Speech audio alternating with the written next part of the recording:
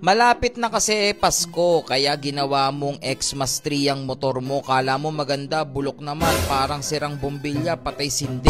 Hindi ko alam kung ano yung tinutukoy mo, pero dahil nga kakabit lang natin ng underglow, for sure ito yung binabash mo. Malapit na daw ang Pasko, pasensya na, wala kaming Pasko. Parang sirang bombilya daw, malamang blinker yan eh, kaya patay sindi yan.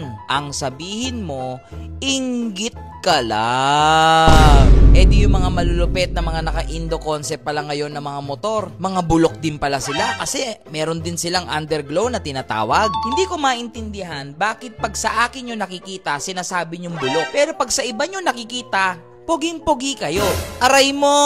Ito meron akong ipapakita sa'yo na dumating na piyesa ni Ghost. At ito ang daming gusto magkaroon nito, pero dahil sa medyo masakit nga ito sa bulsa, onti-onti lang yung pinapalagay nila. Pero tayo tinadtad natin dahil dumating na yung mga carbon lodi dito ni Ghost Project. So yun mga ka-Lucifer, nandito na naman tayo sa shop. At ay nako kayo, ayaw nyo ang tigilan. So yan yung kaha natin.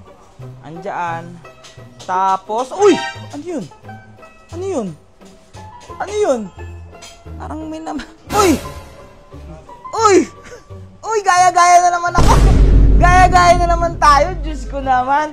So mga Lucifer, mabubuo na si Ghost. Tignan nyo naman yan. F1 carbon yan, sir. Carbon lodi. Carbon lodi. Carbon lodi. Ang tigas. Alam mo yung ordinaryong plastic naging babasagin? So by the way, sa mga magtatanong kung saan ako nagpa-carbon, eh syempre walang iba kundi kay JL Carbon. Siya lang yung nagka-carbon ng mga motor natin ngayon, lalo na kay kumpare lahat ng carbon ko, sa kanya lang. Okay, ang maganda pa kay JL Carbon kasi, pwede mo itong ipalalamove na lang sa kanya, tapos antayin mo na lang mga ilang araw. Diba? Tsaka trusted. Yan, JL Carbon, yan yung page nila. Kung gusto nyo, yan o, yan. So, tignan nyo naman yung gawa ng F1 Carbon. Alam nyo bang napakahirap na palapatin ng F1 Carbon, pero tignan nyo naman, oh, lapat na lapat. Lalong-lalo na dito. Kita nyo yung hulma niyan? Ang hirap palapatin yan, pero napalapat ng sobra. Eh, tsaka parang nagti-3D siya, oh. Tsaka ang kintab, nakabapping na yan.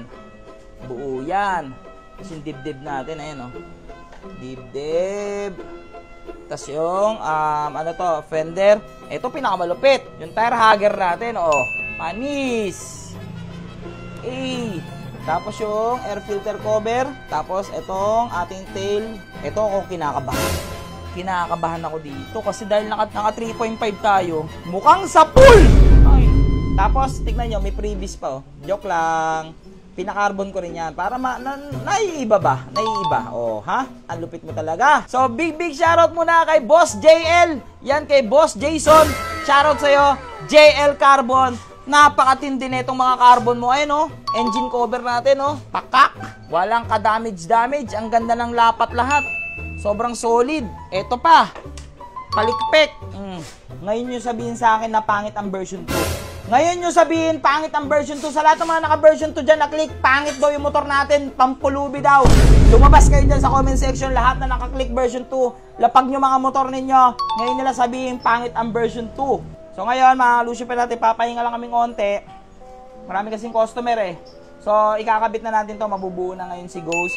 So, hanggang dyan na lang muna yung video natin, ay yung basher natin. Inggit na inggit ka na naman, boy! Sa lahat ng mga gusto magpa-carbon, ayan yung kanilang... yan yung kanilang brand, JL Carbon. At yan din yung kanilang page, o, lalabas dyan.